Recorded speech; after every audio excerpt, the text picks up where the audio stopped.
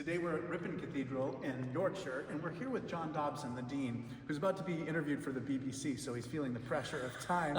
But John, you've been giving us such a wonderful welcome, and I wonder if you can talk a little bit about the history of this cathedral and what makes it so special. Yeah, the history of Ripon goes back 1,353 years. That's how long it is since the first church was built on this site. And we still have part of that church today. The crypt of the cathedral was built by St. Wilfrid as part of his original church. And it has been in constant use as a place of prayer since then. It's the oldest building in England that we know of that has been in constant use as a place of prayer over all those years. That's an extraordinary thing. Because even in San Francisco, our church has moved around from different locations. Tell us a little bit about St. Wilfrid. What made St. Wilfrid such an important figure in the history of Christianity? Yeah, so we're thinking about the 7th century, the 600s. He was a great missionary bishop and established communities and built some great churches. None as great as the one he built here at Ripon. He was educated thanks to the local Queen's support in a little island off the northeast coast of England, Lindisfarne, and the Queen obviously took a shine to him. She sent him down to Kent, that's the southeastern tip of England, where her brother was king, and he continued and broadened his education there. Then she sent him to Rome, which is where he saw the sights and he saw the basilicas, the stone buildings. He saw the church built with a certain confidence that he hadn't seen back home. And basically he thought to himself, we're going to have one of these back home. Came back to England, got the support of the king, and built here at Ripon a basilica such as he'd seen in Rome. And it was said at the time there was nothing north of the Alps, so nothing in Northern Europe to compare with it. At that time, there was, in this part of England, there was tension, debate, discussion between two expressions of the church. So the Celtic mission, which had gone through Ireland, through Scotland, down into the northeast of England,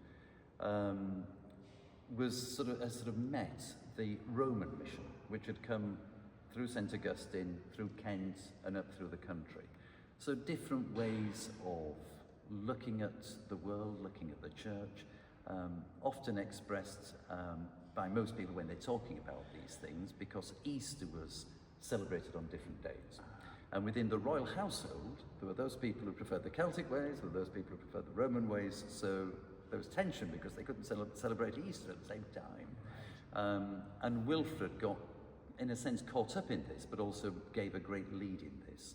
And it was clear for him that actually the church should be more outward-looking, more universal, and should adopt what was the Roman way of the time.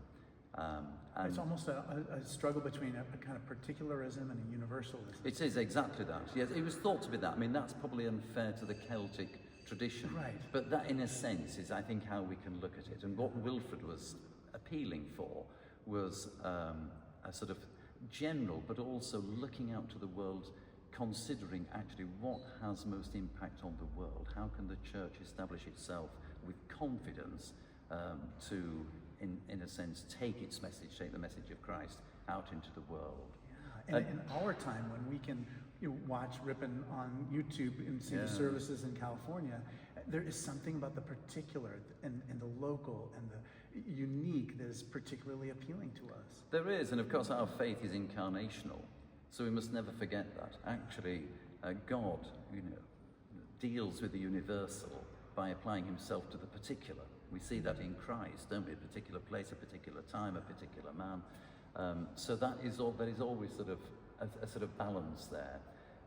But anyhow, Wilfrid spoke at a famous synod, the Synod of Whitby, 664, and he influenced the thinking of the king, and the Roman way held sway. Yeah. Not quite as simple as that, but essentially. Right. But this is the place where it particularly symbolizes the coming together of those two worldviews. That's exactly right. And from here, Wilfrid was very successful in extending the mission of the church out into the world beyond. So he did have great impact.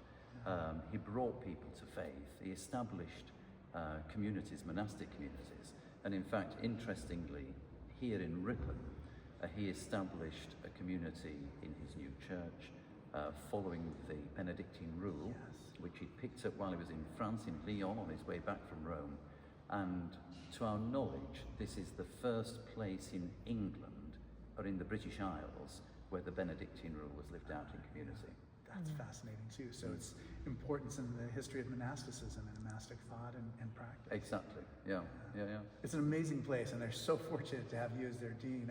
If I lived anywhere within a 50, 60, 100 square mile radius, I would come and hear you. Well, you're very kind, but I could say the same to you, because as I've been explaining to you, I've been to Grace Cathedral. Well, I've spent time in San Francisco on 3 occasions and spent time in the cathedral, and that to me seems like a glorious, holy space, and wonderful that the choral tradition is still strong with you, as it is here in Ripon. Exactly. That's something I would love to talk more about. You're going to be talking to BBC about Lewis Carroll. We are. And maybe you can give us just a short version of that. I don't want you to spoil it. Yeah, so basically Lewis Carroll, if you've heard of him, Alice and her time in Wonderland, exactly. His father, so Charles Dodgson, Lewis Carroll, his father was a canon here at Ripon Cathedral. And it's thought that actually some of the features of his writing, so going down a rabbit hole, etc., were inspired by some of the carvings here in the cathedral. Well, I'm looking forward to watching the broadcast. You're here with John Dobson. He's the Dean of the Cathedral here in Ripon in Northern England. And my name is Malcolm Clemens Young. I'm the Dean of Grace Cathedral in San Francisco, California. Thanks for watching. More good news.